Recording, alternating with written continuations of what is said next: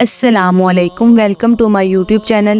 امید کرتی ہوں کہ آپ سب خیر و عافیت سے ہوں گے اور ایمان کی بہترین حالت میں ہوں گے۔ سب سے پہلے میرے یوٹیوب کے چینل اسلامک انسپائریشن چینل کو سبسکرائب کر کے بیل نوٹیفیکیشن کو آن کریں تاکہ آپ تمام اسلامی اپڈیٹ سے آگاہ ہو سکیں اور میری ویڈیوز کو زیادہ سے زیادہ شیئر اور لائک کیا کریں۔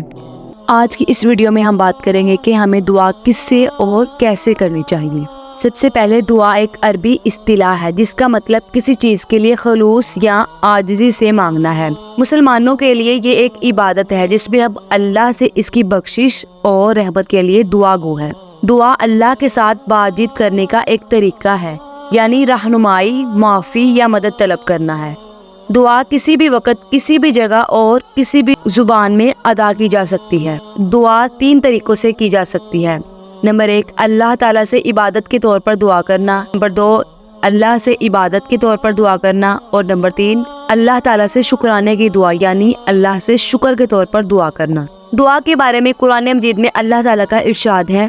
اللہ تعالیٰ فرماتا ہے، مجھے پکارو میں تمہیں جواب دوں گا، اور تمہارا رب فرماتا ہے کہ مجھے پکارو میں دعا قبول کروں گا۔ حدیث میں آتا ہے کہ دعا عبادت کا جوہر ہے۔ بندے کی دعا اس وقت تک قبول ہوتی ہے جب تک کہ وہ گناہ یا رشتہ نہ توڑنے کا سوال نہ کرے۔ ہمیں دعا کرتے وقت ایک اور بات یاد رکھنی چاہیے، دعا اللہ کے ساتھ ایک ذاتی اور گہری گفتگو ہے، اور مسلمان یقین رکھتے ہیں کہ اللہ ہمیشہ کسی نہ کسی طریقے سے اس کا جواب ضرور دیتا ہے۔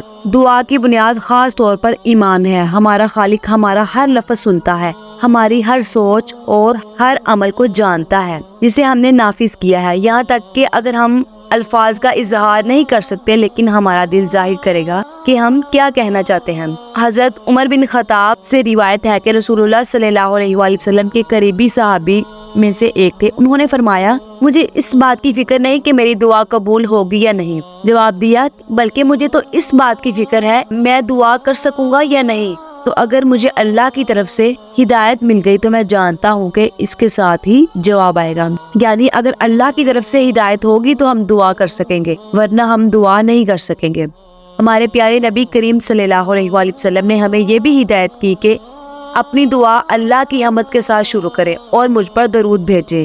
آپ صلی اللہ علیہ وآلہ وسلم نے فرمایا، جب تم دعا کرو تو مجھ سے شروع کرو، مجھ پر درود بھیجو، پھر اپنے لیے دعا کرو۔ ترمذی۔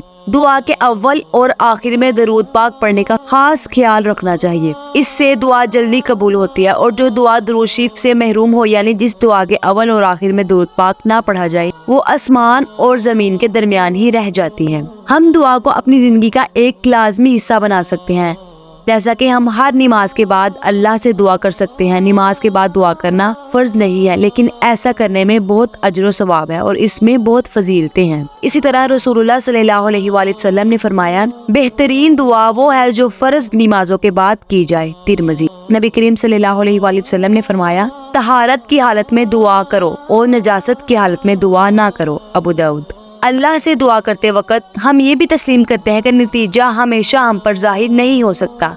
ہماری دعائیں قبول ہوتی ہیں اور ہمیں وہی ملتا ہے جو ہم نے مانگا ہے، یعنی ہماری دعا قبول ہو سکتی ہے لیکن ثواب یا فائدہ کسی اور شکل میں بھی ہو سکتا ہے، یعنی اس کا نتیجہ ہماری زندگی میں ظاہر نہ ہو لیکن ہمیں آخرت میں اس دعا کا اجر و ثواب ضرور ملے گا۔ ایک اور حدیث میں نبی کریم صلی اللہ علیہ وآلہ وسلم نے فرمایا، دعا مومن کے لیے ایک طاقتور ہتھیار ہے، ایمان کا ستون ہے اور آسمانوں میں نور ہے۔ مسند احمد۔ ہمیں کسی بھی بندے یا کسی بھی کور کے سامنے سر جھکا کر دعا نہیں کرنی چاہیے، بلکہ ہمیں چاہیے کہ ہم اپنا ہر حال احوال صرف اور صرف اپنے خدا تعالیٰ کے سامنے پیش کریں، کیونکہ انسان تو انسان ہوتا ہے اور وہ انسان کو مایوس کر دیتا ہے، لیکن خدا اپنے بندے کو کبھی بھی مایوس نہیں کرتا۔ امید کرتی ہوں کہ آپ کو دعا کے بارے میں معلومات جان کر فائدہ حاصل ہوا ہوگا، اور آپ بھی مجھے اپنی دعاؤں میں ضرور یاد رکھیے گا۔ اللہ حافظ۔